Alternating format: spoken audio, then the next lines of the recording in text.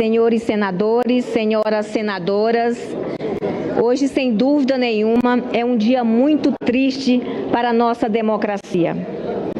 Pela primeira vez, nós tivemos uma mulher na presidência da República e vemos hoje o desfecho do eventual afastamento desta mulher. Já temos em nosso Congresso Nacional Brasileiro uma baixa representação feminina, no Executivo também, no Judiciário também. Por esta razão, manifesto aqui a minha imensa tristeza com esse momento em que estamos vivendo, em que esta Casa vota o impedimento da presidenta Dilma Rousseff.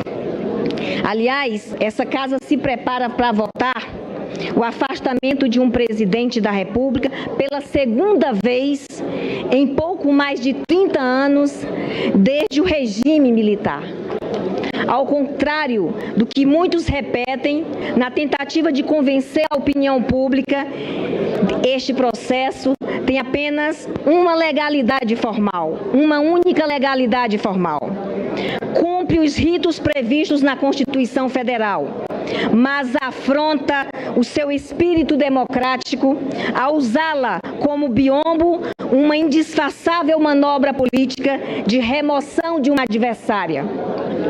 Não houve até agora demonstração clara e inequívoca do cometimento de crime de responsabilidade, condição necessária para que uma presidenta legitimamente eleita pelo voto de 54 milhões de brasileiros seja impedida de exercer as suas prerrogativas institucionais.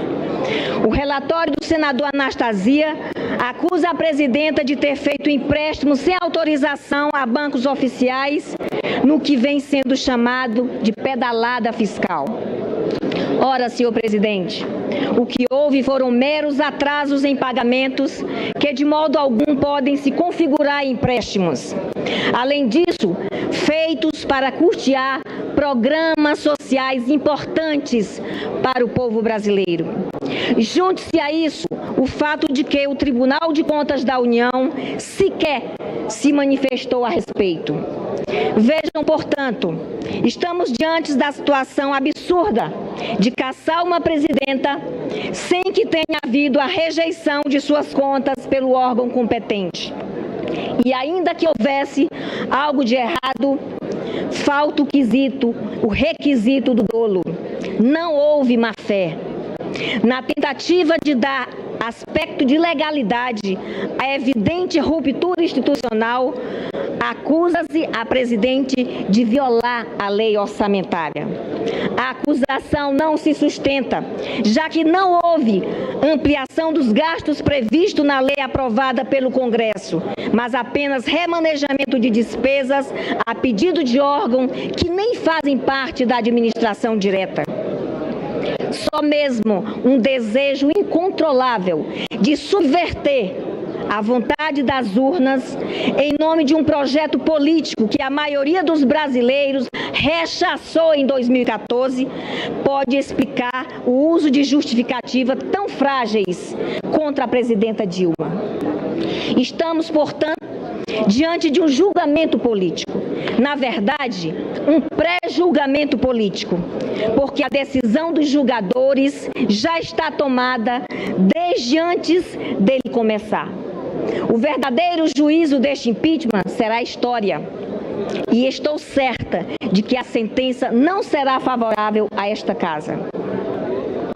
Aprovado hoje o pedido da Câmara Federal, estaremos afastando da presidência da República uma mulher honrada, que se elegeu e governa com transparência, com seriedade, nunca se envolveu em nenhum ato de corrupção, é uma mulher de bem.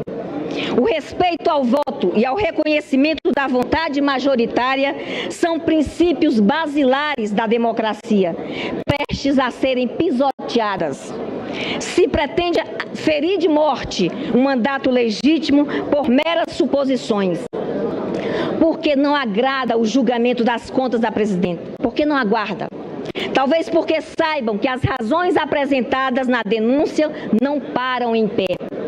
Se admitirmos a deposição de uma presidenta sem que haja base legal, estaremos criando um grave precedente capaz de conferir instabilidade jurídica, inclusive aos próximos governantes. Isso é algo que talvez não esteja sendo avaliado pela oposição, preocupada apenas em retirar do poder o partido vitorioso nas últimas 4 eleições presidenciais. Senhores senadores, senhoras senadoras, para agravar, a abertura do processo contra a presidenta Dilma levará ao poder central da República uma série de figuras nebulosas que muito têm a explicar a justiça.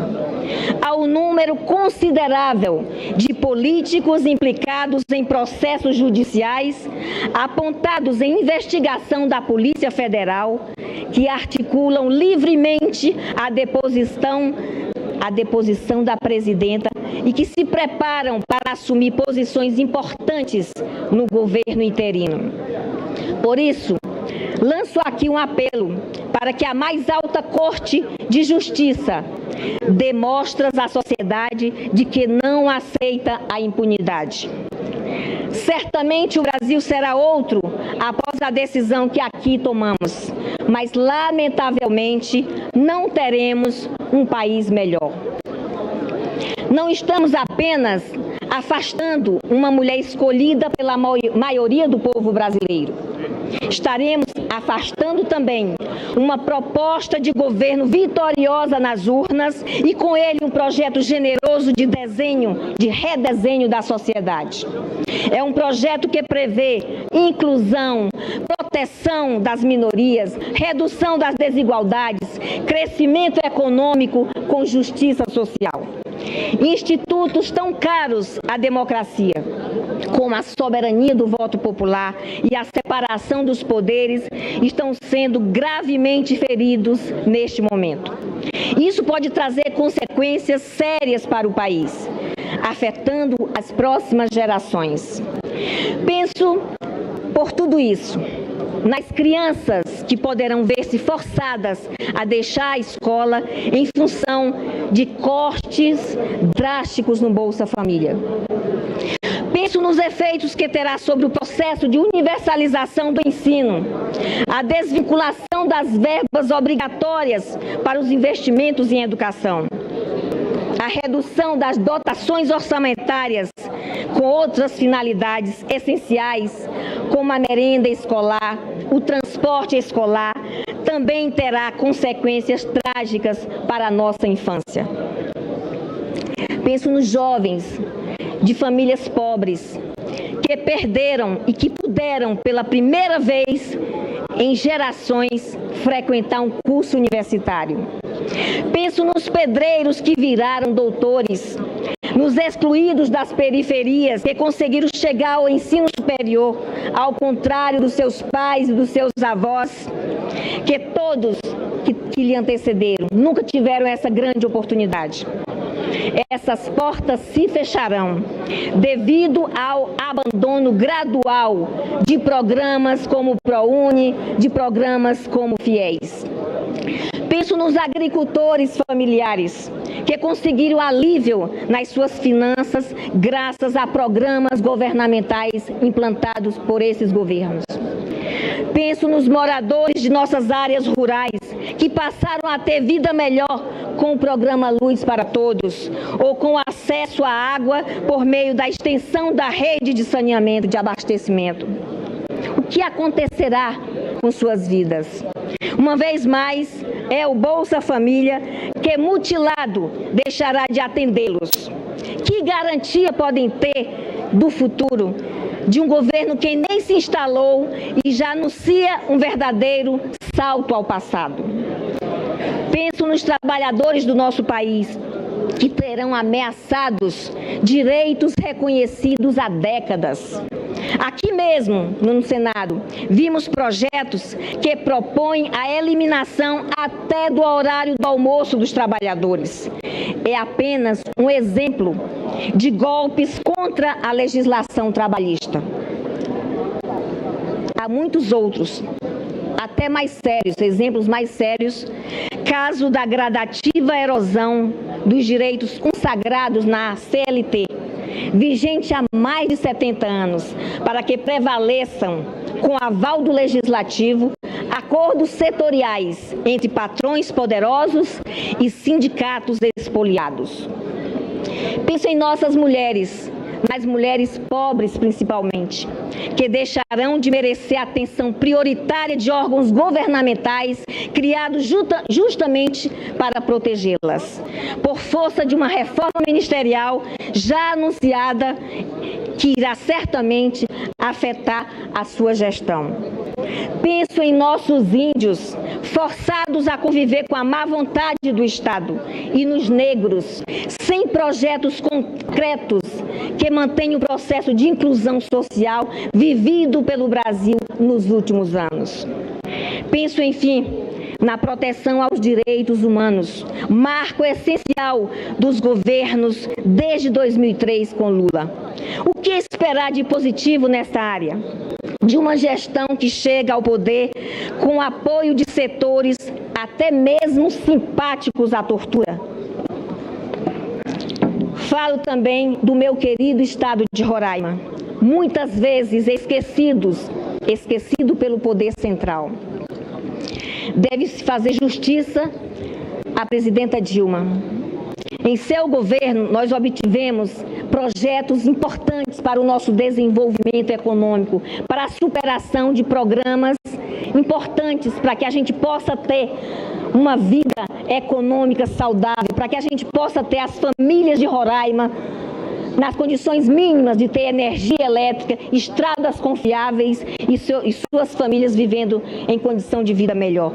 A presidenta Dilma obtivemos através dela a liberação das obras do Leão de Tucuruí para interligar Roraima ao sistema elétrico nacional. Imagina-se que hoje nós somos o único estado da federação isolado do sistema nacional que sofre profundamente com apagões que duram até 5 horas. A presidenta Dilma fez os encaminhamentos necessários para que esta obra tenha continuidade e o nosso estado possa ter energia limpa, confiável e segura. Avançamos ainda no repasse das terras da União para o Estado. Decreto assinado pela presidenta Dilma eliminou medidas que impunham restrições na área produtiva do nosso Estado. Agora, nós podemos desenvolver um grande projeto, um grande programa de regularização fundiária e ambiental em nosso Estado tão sofrido. Também em seu governo, obtive o aval para correções no Código Florestal que se revelaram essenciais para o nosso estado de Roraima. Senhor presidente, devemos lutar contra as ameaças aos avanços sociais. E devemos, antes de mais nada, lutar em defesa da nossa jovem democracia e sua Constituição generosa, inclusiva e solidária. Seja qual for a decisão que esta casa venha a tomar no dia de hoje, eu asseguro aos brasileiros de Roraima e de toda parte, vou continuar lutando para garantir e aprofundar as conquistas do governo popular nos últimos 13 anos. Antes de encerrar, eu gostaria de lembrar as palavras do Papa Francisco, que disse que o Brasil precisa de harmonia. Disse estar rezando para que o Senhor derrame abundantemente os dons do seu Espírito para que o país, neste momento de dificuldades, siga por estradas de harmonia e de paz. A harmonia só virá com respeito ao devido processo legal, ao direito à ampla defesa e à vontade soberana da população. Por isso, senhor presidente, digo não ao processo que considero ilegítimo, um atentado ao voto popular. Eu digo sim à democracia, à justiça social e à soberania do povo brasileiro. Era isso, senhor presidente. Muito obrigada.